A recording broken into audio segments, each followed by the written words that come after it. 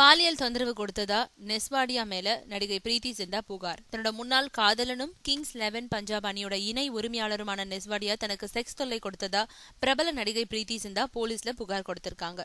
கடந்த மே 30 Mumbai Wankhede ஸ்டேடியத்துல Chennai super Kings 11 Punjab அணிகளுக்கு இடையே IPL இறுதிப் போட்டி நடந்தப்போ ஸ்டேடியத்தோட கார்வார் பெவிலியன்ல வச்சு தன்னை பலர் முன்னிலையில அசிங்கமா பேசினதாகவும் செக்ஸ் தொல்லை கொடுத்ததாகவும் நெஸ்வாடியா மேல புகார் கொடுத்திருக்காங்க பிரீத்தி.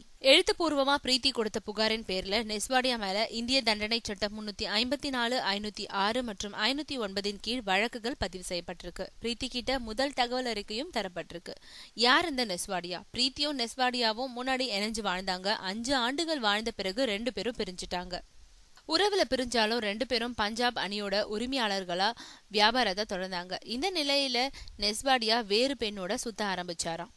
இது பிரீத்தி சிந்தாவால பொறுத்து கொள்ள முடியல. இதை தொடர்ந்து சென்னை பஞ்சாப் அணிகள் மைதானத்துல மோதிக்கிட்டு இருந்தப்போ மைதானத்தோட ஒரு மூலையில பிரீத்தியும் நெஸ்வாடியாவும் கடுமையான வாக்குவாதத்துல மோதிக்கிட்டு இருந்தாங்களாம்.